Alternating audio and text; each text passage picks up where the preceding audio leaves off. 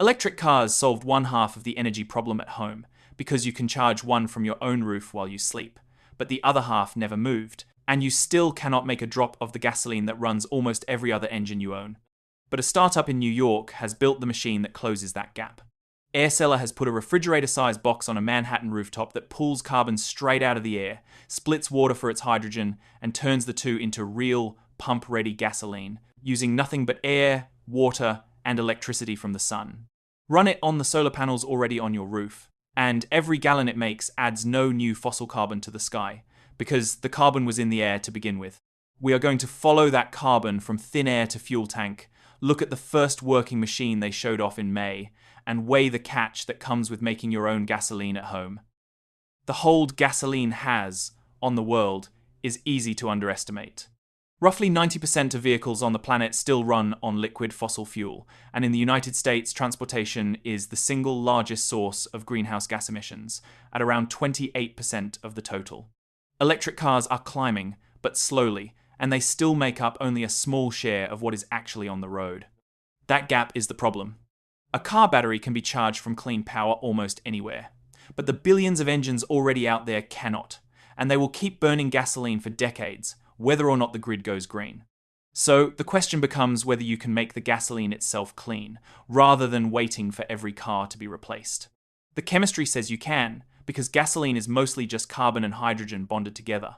Find a source of each, supply enough energy to join them, and you have fuel. The carbon is floating all around us as carbon dioxide, and the hydrogen is locked in ordinary water. The hard part has always been doing that at a size and price that makes sense outside a refinery. Building that into a single box is the problem Aircela set out to solve. The company was founded in New York in 2019 by siblings Mia and Eric Dahlgren, and its science traces back to Eric's doctoral work in environmental engineering at Columbia. It carries some unusual lineage.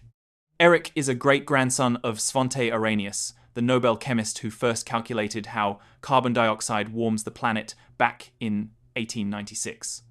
The company's senior science advisor is Klaus Lackner, the physicist who proposed pulling carbon straight from the air in 1999. The money behind it is serious too, with backing from Ripple founder Chris Larsen, investor Jeff Ubben, and the venture arm of shipping giant Maersk.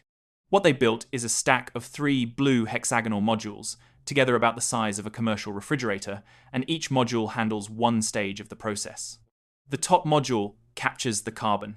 Air is drawn in and passed over a liquid solution of potassium hydroxide, which grabs carbon dioxide out of the stream and holds it. That same solution is then regenerated and sent back around to capture more, so the chemical keeps working rather than being used up.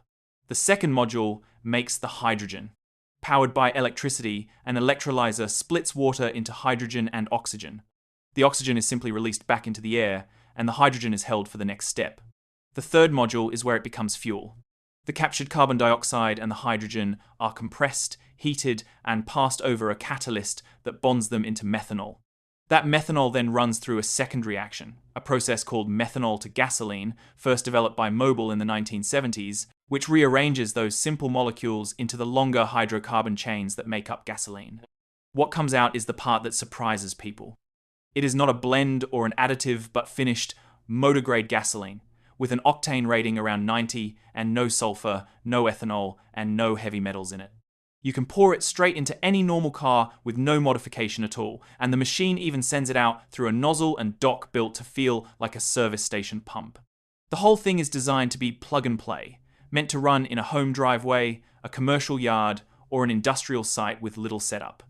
At a steady pace, one unit pulls about 22 pounds of carbon dioxide from the air each day and turns it into roughly 1 gallon of gasoline. It holds up to 17 gallons in an onboard tank, so it works less like a gas pump you visit and more like a slow drip that fills a reservoir while you sleep and drive. That 1 gallon figure is where the honest comparison begins, and it is worth sitting with. The obvious alternative is the gasoline you already buy, refined from crude oil at a few dollars a gallon, and on price alone, Aircela cannot touch it today. A barrel of oil carries energy that took no electricity to create, while this machine has to build every molecule from scratch. But the comparison the company really invites is with the electric car, and there the picture is more even. Charging an EV at home is clean and cheap, yet it only ever solves the problem for that one car. Aircela makes a fuel that drops into the entire existing fleet, the classic cars, the work trucks, the generators, the small engines that no battery is going to replace soon. It is aimed less at beating the pump and more at decarbonizing everything the pump still feeds. There is also a cruder version of this idea worth naming, which is simply buying carbon offsets while you keep burning ordinary gasoline. That costs almost nothing up front, but the carbon still comes out of the ground, and the offset only promises to balance it somewhere else. Aircela's fuel closes the loop directly, because the carbon released from the tailpipe is the same carbon pulled from the air a day earlier. Provided the electricity is clean, nothing new is added. That last condition is the whole game, and it leads straight into why this is surfacing now. The reason this lands in 2025 rather than a decade ago is that clean electricity has gone from scarce to, at certain hours, genuinely surplus.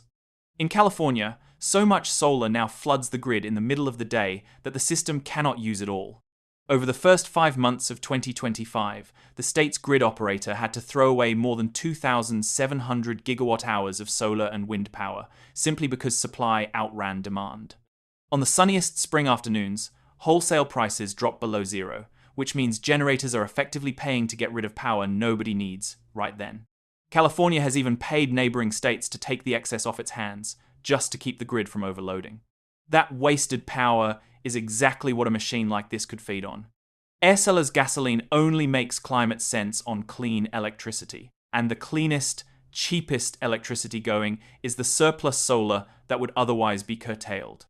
A box that turns that midday glut into a tank of liquid fuel is a way of storing sunshine as something you can pour, sidestepping the cost and the limits of a giant battery bank. There is a second pressure pushing the same way, which is that liquid fuel is simply hard to replace in the places that move the most goods. Shipping, trucking, and aviation all need dense, pourable energy that batteries struggle to match, and that is precisely why a shipping company like Maersk is funding this. A drop-in, carbon-neutral fuel lets those industries cut emissions without redesigning every vessel and engine they own. None of which makes the path easy, and the obstacles here are real enough to keep this niche for a good while yet. The first is energy, and it is unforgiving. Making a gallon of this gasoline takes roughly 75 kilowatt hours of electricity, while that same gallon holds only about 37 kilowatt hours of energy once you burn it. More than half the power is lost in the conversion. That is the iron law of building fuel from air, and it is why running one of these on ordinary grid power, much of it still fossil, would defeat the entire point. It works as a climate tool only when it runs on clean power that had nowhere else to go. Then there is the sheer pace of output. 1 gallon a day will not fill most tanks overnight. A typical car tank holds a dozen gallons or more, so a single machine running flat out would need the better part of 2 weeks to fill one from empty.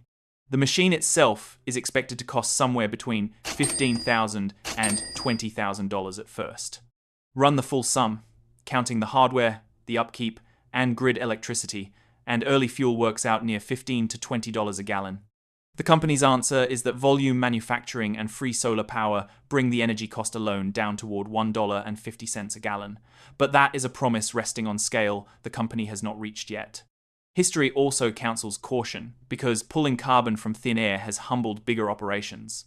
Climeworks, the best-known name in direct air capture, built a plant in Iceland designed to remove 36,000 tons of carbon a year. In its first year, it captured only around 105 tons, a tiny fraction of the target, before the company cut staff in 2025. Air is only 0.04% carbon dioxide, so wringing useful amounts of it out takes enormous effort, and a small machine on a driveway faces the same physics as a large one on a lava field. What would settle the doubt is a fleet of these units running for years in the field, holding their output without constant servicing. Even so, the direction of travel is set, and Aircela has moved from a concept on paper to a working machine faster than most. That demonstration in Manhattan in May of 2025 was the proof where the team made gasoline from rooftop air in front of a live audience that included a former Porsche e-Fuels lead who admitted he had not believed it would work.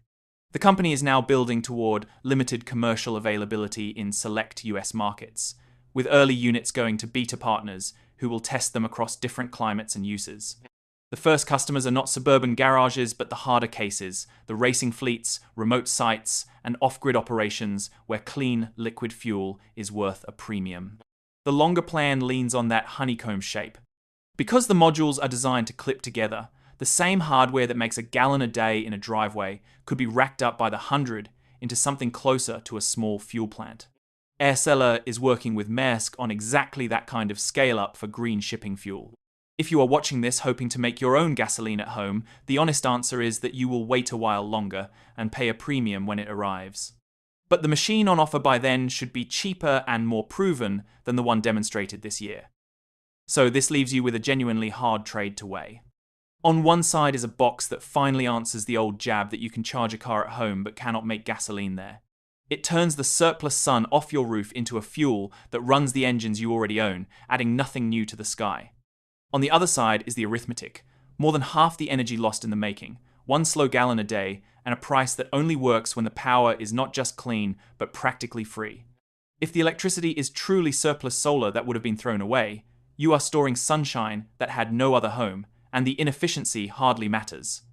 If it is anything else, you are burning more energy to make fuel than the fuel will ever give back. Which of those two machines you think this really is may decide whether it is the future of gasoline or a clever answer to a question most people will keep solving at the pump.